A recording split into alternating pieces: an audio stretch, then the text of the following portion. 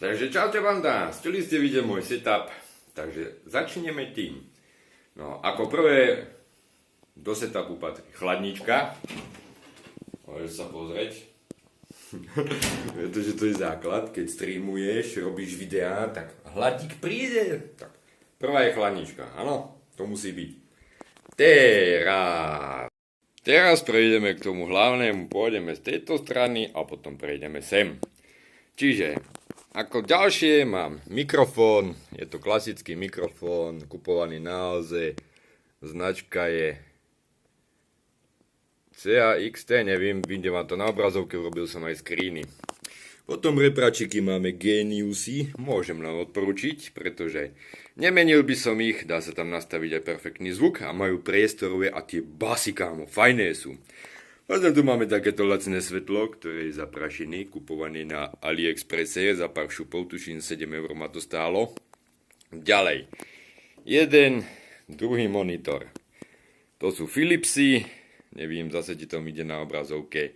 Potom tu máme moju webkameru, ktorá je tiež zaprašená, je to Logitech, číselko neviem, vidíte to vo videu.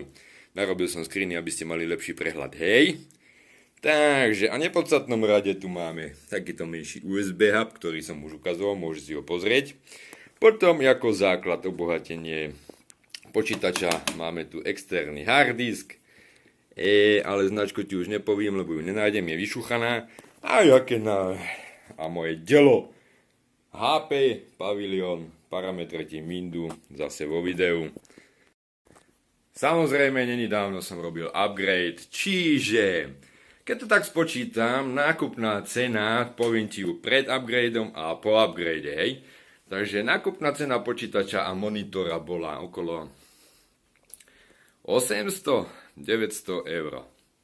Komplet so všetkým, čo tu mám. Počítač, monitory, webka, svetla, komplet celkom prác so všetkým ma to vyšlo nejakých 900 eur. A nekupoval som to naraz, musel som si na to našetriť, čiže z každej výplaty išlo niečo.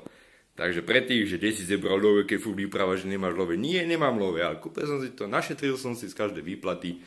Týždeň som nežral strojovú šunku, áno, tak som si našetril.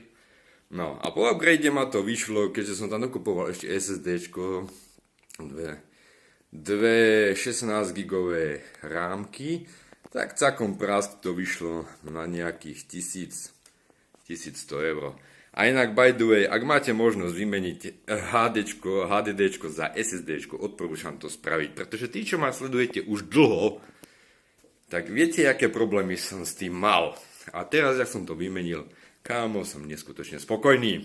Čiže to bola moja zostava. Ak by sa niečo do budúca zmenilo, spravím zase video, ale ak si to chceš pozrieť dopodrobná, vyhľadaj si to na Áze a technické špecifikácie, koľko jadrový je procesor a bla bla bla, jaká je základná doska, to si vyhľadaj na internete, to už ja také ánuk, šánuk nemám o tom. Takže dík, že si sledoval a čum ďalej na videa. Čau.